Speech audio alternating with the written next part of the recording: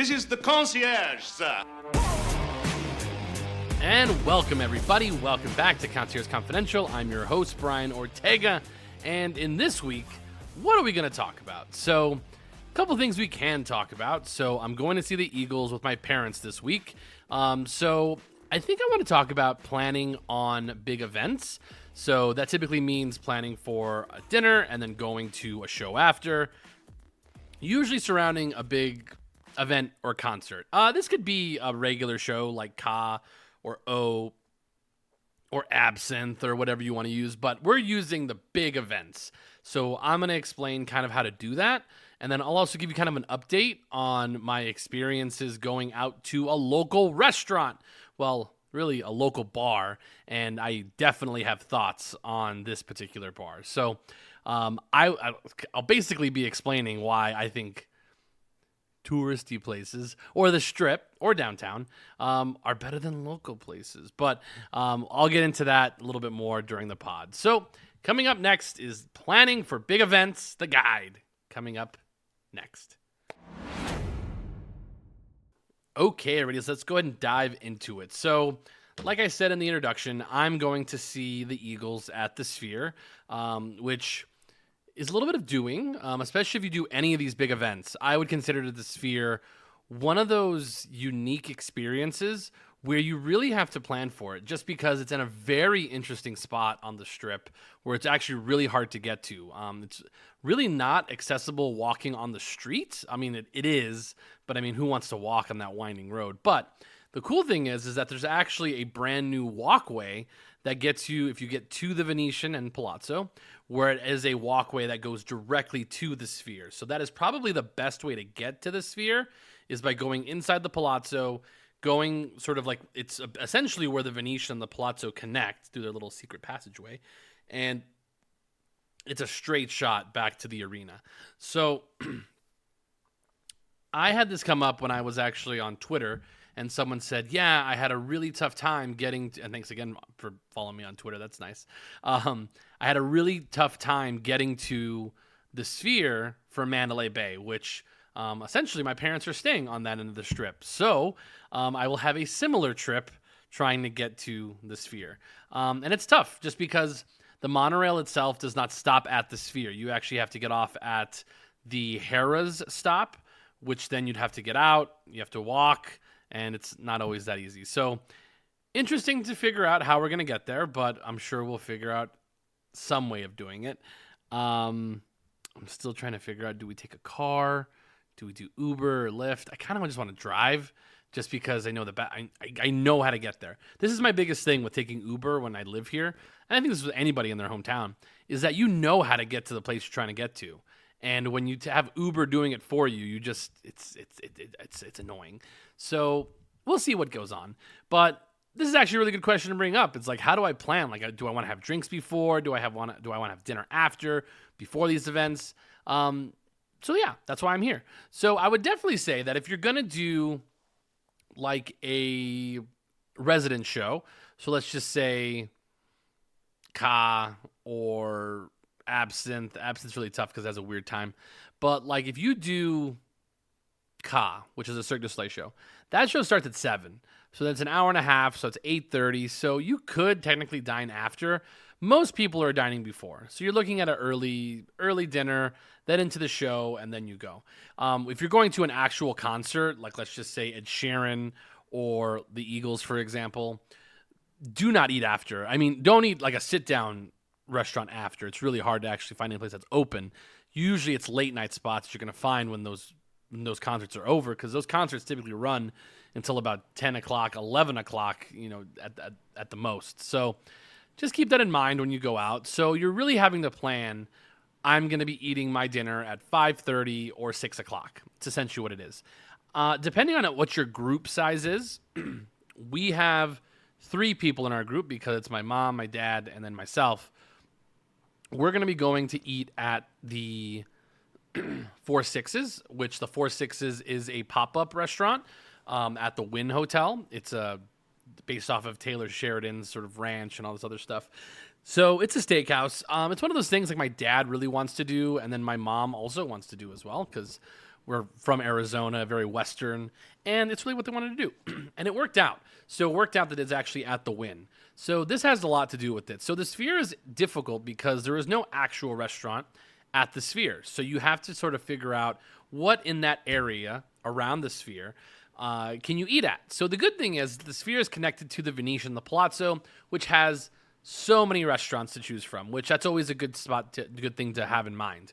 We're not going there because we're not basic. So I would recommend this just off the top is that if you're going to be going to a place like, let's just say Resorts World has their theater, try to find something at that property. I know it's always kind of like a give and take of like, do I eat at the restaurant? Do I eat at my hotel, or do I eat at the hotel where the event is taking place?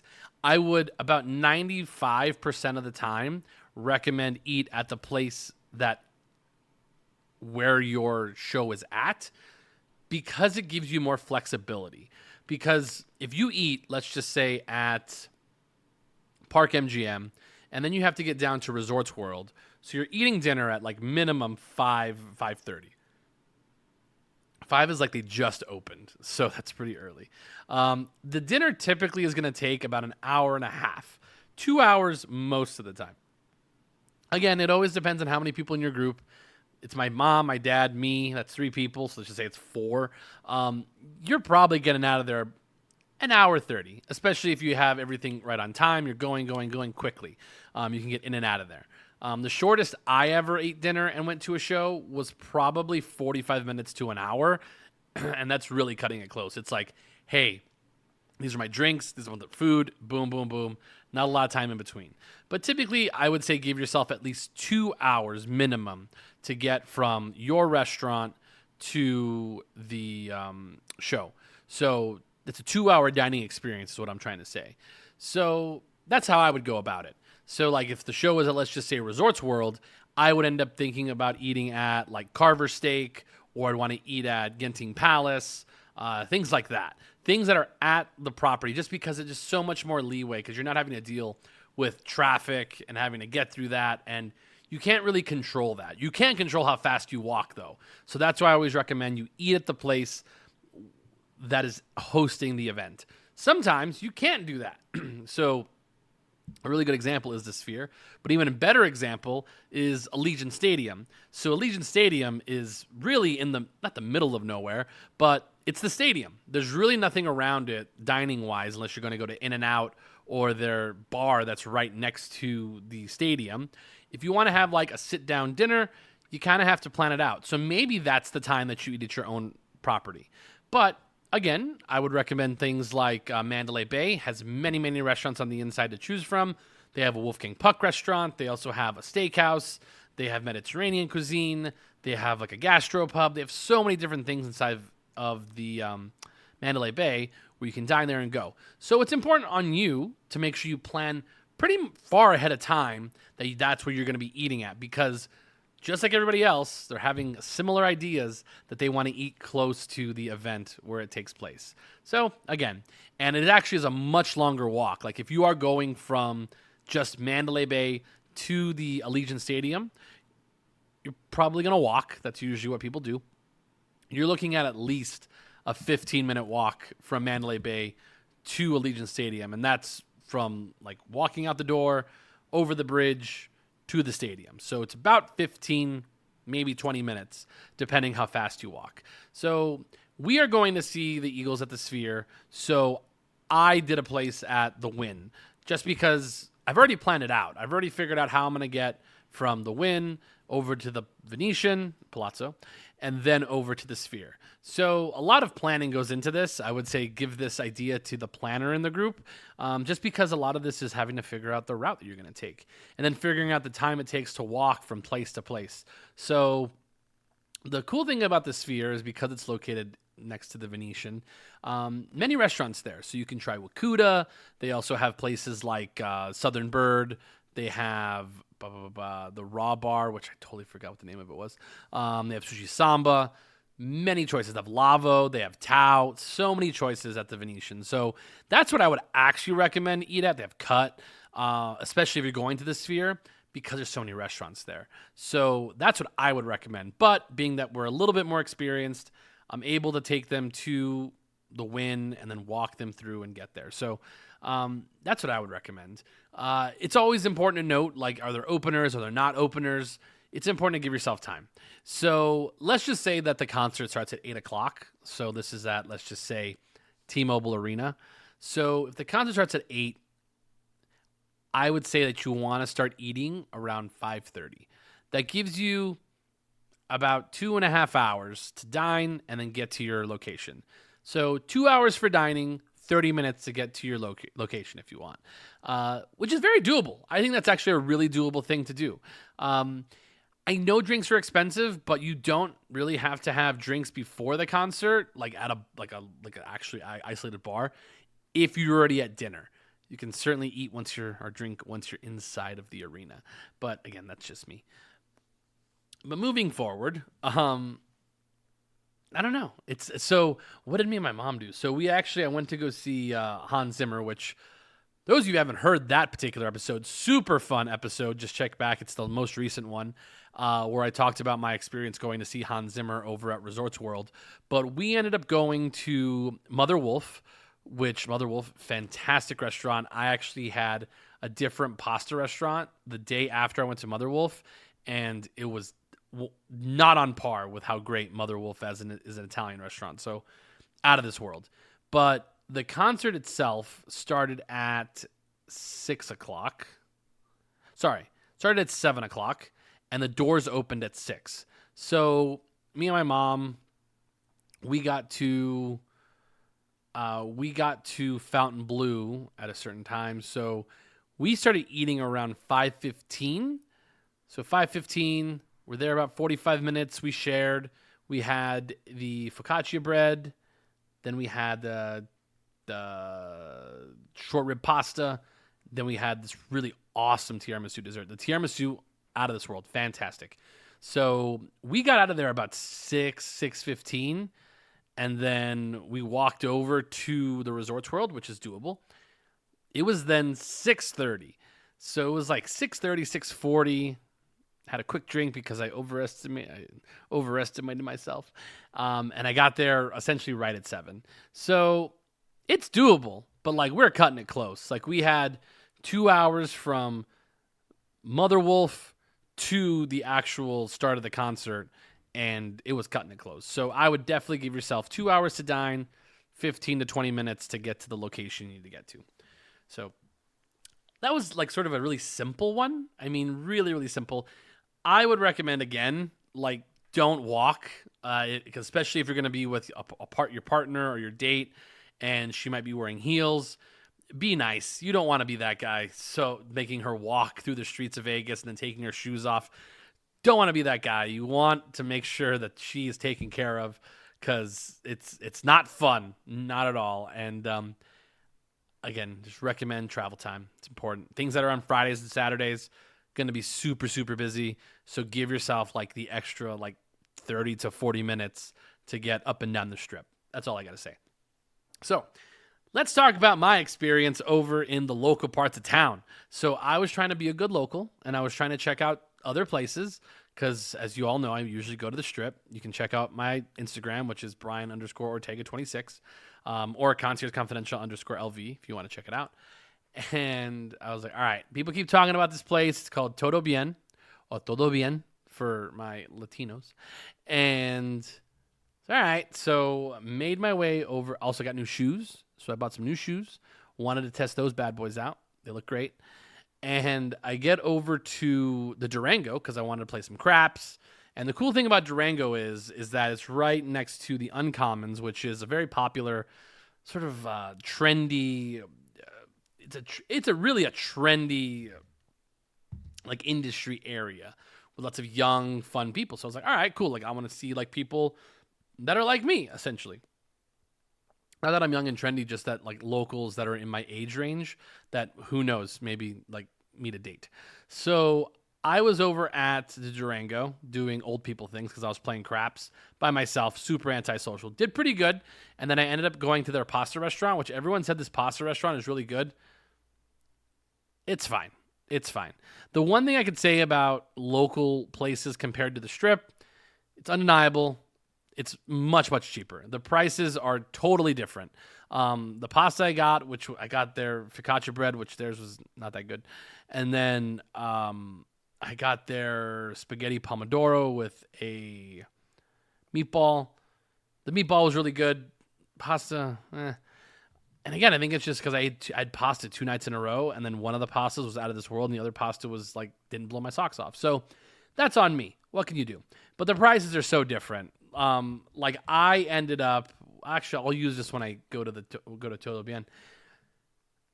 So I played craps, won a little bit, feeling pretty good. Went across the street over to Uncommons. I drove because walking is out of the question, and because it's dark outside.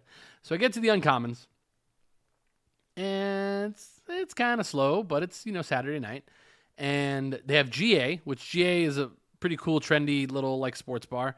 No seats at the bar, so I didn't go in and sit down. I just walked in and looked fine. They had the UFC on, which isn't my deal, but they had the Dodgers on, which I wanted to watch, but hey, what can you do?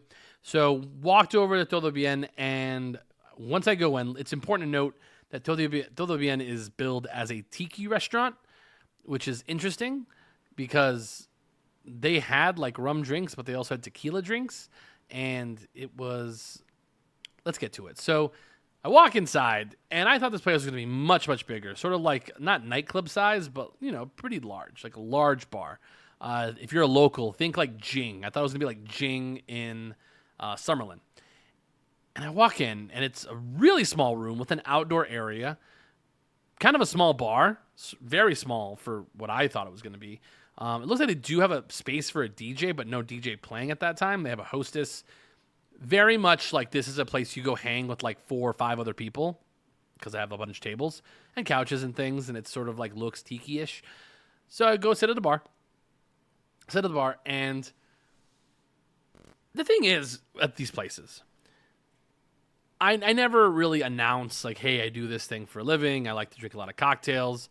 I never do that because I think it's very off-putting. I think it's really annoying because you just want to get the bartenders at their best. And bartenders in general are very, very, what's what I'm looking for? Let's just say confident in what their craft is, which you have to be because everyone's going to try to tell you what to do, and you have to be confident. And these guys, nice guys and all, but you could tell like we're a little pretentious of like, hey, this is the drinks that we have on this menu, not knowing that I can go to anywhere on the Strip, like I can go to the Collins Bar, I can go to the Nomad Bar, and these bartenders are next level. Wakuda, which, shout out to my boy Lou, who hangs in the Omasake room. He's awesome. Great guy. I've been to San Diego. I went to the Speakeasy, inside the Speakeasy, which was absolutely phenomenal. It's called Youngblood's Speakeasy, where they do, like, you call it, actual drinks. And, man, I ordered drinks in here, and I was like, hey, do you guys have Maker's Old Fashioned? Because that's how I drink my Old Fashions, with Maker's whiskey. No, we don't have it. This is all we got. Okay, fine. Like, I'll take your whiskey, dude. Like, that's fine. I can hack it. I didn't see that they didn't have Makers. That's my bad. So I got their signature whiskey on the menu, or their signature Old Fashioned on the menu. It was okay. It was fine. Like, I don't get blown off with Old Fashions anymore, just because at this point they kind of all taste the same. I even went to the one in San Diego, and I was like a little disappointed that I got an Old Fashioned because you had one, you kind of had them all, which is sort of the thing about whiskey. So I had that, and then he also said, "Do you want some water?" I said yes, and he says, "Do you want a bottle or do you want like out of the sink?" Not a good, really good way of upselling me on the bottle of water, but I thought it was gonna be like a little a little Fiji waters that they give you. And it was not. It was definitely a actual glass giant bottle of water, like a Mexican Coke water. And then he gives it to me, and then like no glass to go with it. And I'm just like, what are we doing here? What are we doing? So I waited, and then he left, and he walked away. And then the other bartender, who's busy doing his side of the bar, which totally get it, and he ended up giving me one at some point when I had to order my next drink. So I had to wait a whole drink that I drank before I got the actual glass of water that I wanted. So as I'm looking around, when you think tiki bar, let me know what you think a tiki bar should have in terms of presentation. I'll give you a second. So when I think of a tiki bar, I think really fun cocktail drinks, like really, really fun glasses, tiki cups, whatever, Moscow Mule, whatever you got. Colorful, like reds and yellows and bright and blues and vibrant, cool little garnishes. Didn't see any of that. The only thing I saw was this like little like sort of receptacle that would look like a skull. And that was it. That was all they had. No like cool little like fun glasses or anything like that. And I don't know if somebody like was stealing them. There was a conversation I walked in on as I walked in that they don't sell those because people steal them. And I was like, guys, this is part of the experience is doing this. And I don't know, like that was annoying. So that was one thing. The drinks did not look fun at other people's tables. So then I go and just sitting there. I want my next drink, and of course, like the next drinks I'm getting and it's just like the way people answered there. Like I was like, hey, like how does this watermelon crush sounds nice, which did look good, but it has tajin in it. I don't like tajin. It's like a spicy sort of, it's a spice. And I said, hey, can like you get it without the tajin? And he says, nope, it comes like that. And then like kind of went into his answer, like, why? And I'm just like, Jesus, can't win. And it was fine. I have to say, like the way that he answered it, he did explain why they couldn't take the tajin out. Totally fine. So then I'm looking at the cocktail list, which decent size, not gigantic, but decent size. Could not find something I wanted. Nothing frozen. They had this other thing that was like a pumpkin pie thing, which I think is maybe I'm just like this time of the year is just not my time of the year to try these cocktails. There was this cocktail. It had like this turkey bitters in it. And this is on me. Like I was like, hey, should I get this cool blue looking cocktail, which was like a mezcal old fashioned, which I don't like those. It's my fault. I'm sorry. But hey, I'll take one for the team. Or this other cocktail that was basically like an everlasting gobstopper, but for turkey dinner for like Thanksgiving. Like it had this cranberry weird shit in it. And I was like, all right, let's try that. And he did kind of warn me. He's like, he's like, this one's a little interesting, but kind of sold it. And I was like, he looks kind of excited to make this drink. I'll try it. Maybe it'll look cool. And semi looked cool on the picture. And then it comes and it was extremely underwhelming. It's just in a regular cocktail glass, orange garnish, ice cube, and like this, it was just like a light looking liqueur, like a light looking spirit. And I think it had rum in it. And I'm just like, ugh. And then you go and you smell it. It did not smell good. A good way to like sort of measure these things, like if it smells good, it just all the points of like presentation didn't hit. Like when I saw it, didn't look interesting. When I smelled it, didn't smell good. It actually smelled awful. And then I drank it, and then I didn't like the drink. I actually had to hold my nose when I was drinking it because I didn't want to smell the actual cocktail itself. So 2 drinks there, not a fan. And then I saw them make this banana sort of, it wasn't even bananas Foster. It was like a pumpkin pie, whatever, with cream on top. And I almost got that. And I was like, you know what? I'm punting on this evening. I just can't do it. Like, not feeling the vibes in this place. I guess it started getting going early, like later. But I was there at like 9:30. I left about 10:15, 10:30. And yeah, there's people getting there. But overall, like, I was like, this is not my vibe. Like, the people pumping this place up, I don't get it. So, and you're kind of stuck. Like, you're really stuck. Like, if you didn't have a car and you drove to this local spot, you are now stuck at this local spot, which I just kind of want to rant on this for a little bit, is those of you traveling to Las Vegas, don't get hung up on going to local spots. Because I don't think local spots are all that worth it for a tourist if you're here on vacation. My biggest thing, like when I go on vacation, is that I want to be able to do like 3 or 4 things in that particular area, or have the possibility of doing 2 or 3 things in that possible area. Like, if I have to go all the way out, like this is my biggest thing with my mom, and I hope my mom's listening to this podcast. My mom really, really wanted to go to Buddy V's bake shop in New Jersey. And we were in Los Angeles. I believe it's in Hoboken. Sorry, Los Angeles. We were in New York. We were actually like around Times Square, something around there. So we're like around Times Square, and she really wanted to go to this place. And I would have loved to go. And like we got into the cab. And my mom doesn't like Uber. We got into the cab and told this guy where we wanted to go. He's like, "Oh no, I'm not going that way. I'm not going that far." And like somewhere like a small part inside of me was like, "Thank God, thank goodness." Just because like I've worked as a tour guide for a while, and we used to take people to the Gold and Silver Pawn Shop all the time. The Gold and Silver Pawn Shop is like Las Vegas's. It's like Las Vegas's version of the Buddy V's bakery. That it is in the middle of nowhere. It is in the middle of downtown Las Vegas, in between the Strip and downtown. So once you're there, that's the only attraction you're seeing. That's all you're getting. Minimum, you're spending at least 2 hours there.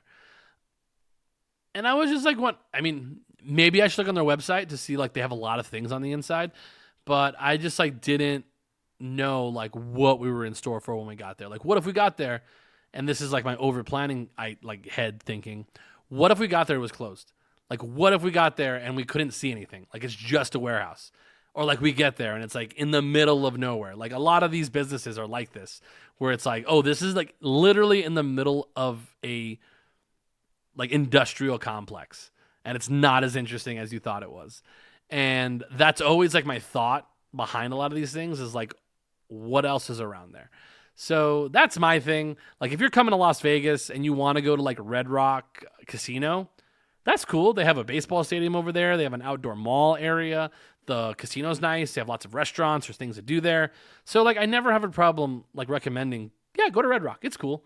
Like lots of things around there. You're going to find something you like. But like when I recommend, hey, go to Chinatown, like you're kind of going for one thing. Like you're going for sushi, and you might not go to the right sushi spot, and then you're screwed.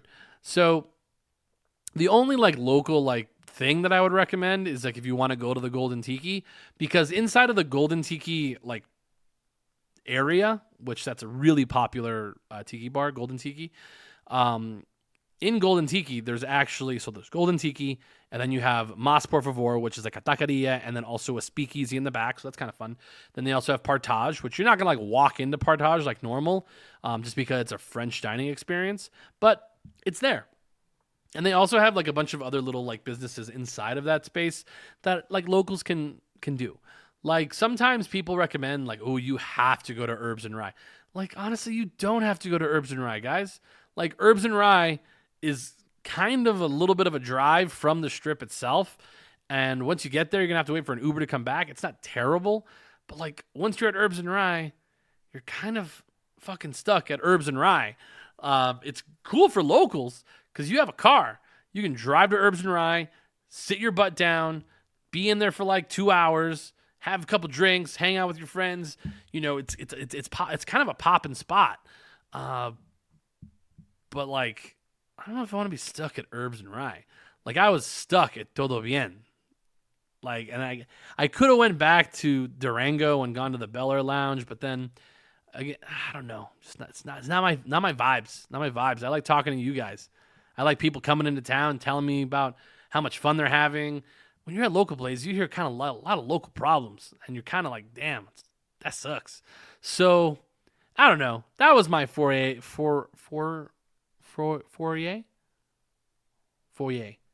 Either way, into local stuff. I'll continue to try to do more of it, just because I have to do it for my sanity.